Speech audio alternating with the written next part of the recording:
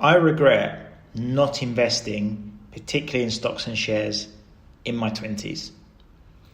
Now, if you're in your 20s now, or if you're like me in your mid 30s or even in your 40s, you're probably making the same mistake that I did. And I want to share just something really quickly with you so that you can avoid where I'm at now. So listen in, because I've been doing a ton of research on this over the last couple of years, and it's something that I'm heavily getting involved in now.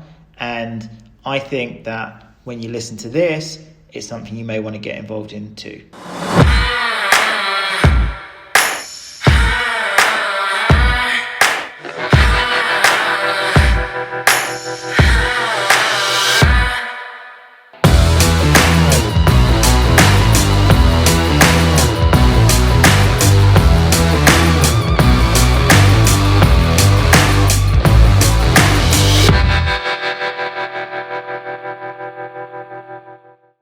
I've been doing an absolute ton of research on investing, particularly in stocks and shares, because there's so many options. There's literally, obviously there's so many individual stocks that you could invest in. There's so many funds and trackers and all sorts of things that you can invest in, bonds.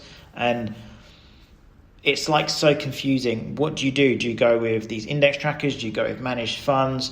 Do you understand the fees? All this stuff. Does it even make sense, for you to what looks like making just a couple of pounds here and there, a couple of percent here and there, or you may think you're going to lose all your money, right? That's another thing that people think. Here's the truth from my end, okay? I heard about this stuff when I was 18, probably before that, okay? I heard about it, and I genuinely thought it was just for rich people. That was it. I wasn't one of them people. Okay, is that something that you were like as well? Because I felt like this is just for the rich. It isn't something that people like me do or could even access. Like if I went to the bank and said, hey, or I don't even know where you'd go. Is it even the bank? Like, would you go to the bank and say, hey, I want to start investing in stuff? They'd just look at your bank balance and like, oh, go away. That's how I thought. And I told myself so many false beliefs over the years through growing up. And that's just because my parents didn't know either. They didn't know this stuff. They weren't doing it. So they didn't teach me. Okay. And all along my life, it wasn't until my mid 30s that I started realizing about really what investing is, what it means. That in fact, I could have started it many years ago and I didn't. And had I done today, oh my God, it would be very, very different because I didn't understand the concept of compounding. Okay. Now I've got a good grasp of that.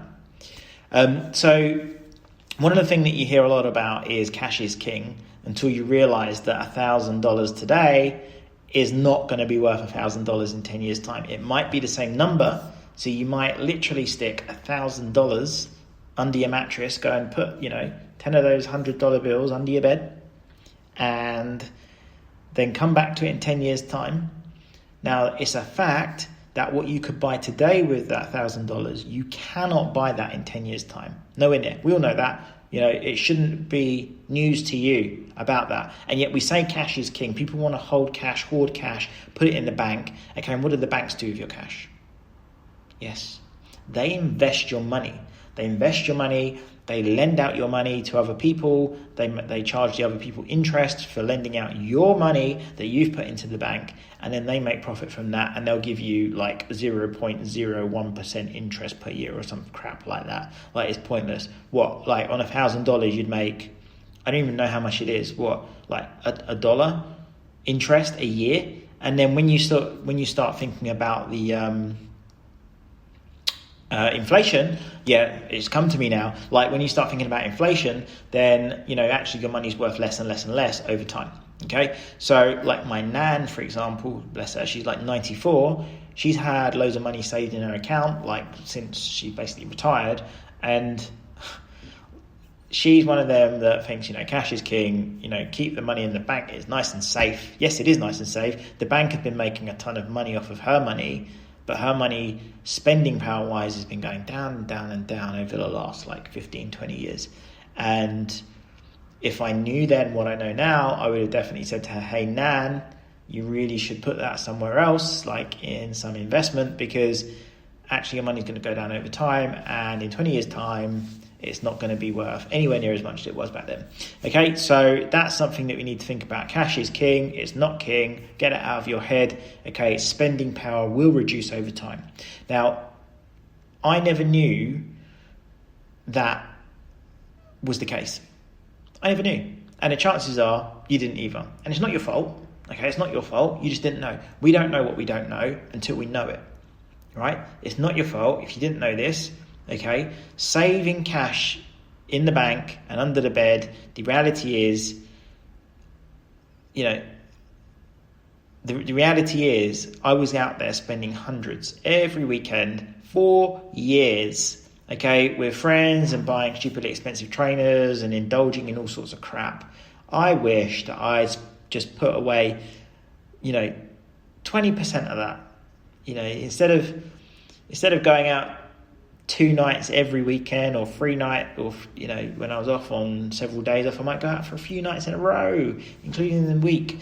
And I wish I'd put that money away and started investing some of it. Okay, because today it would be worth hundreds of thousands. Literally, it'd be worth hundreds of thousands right now.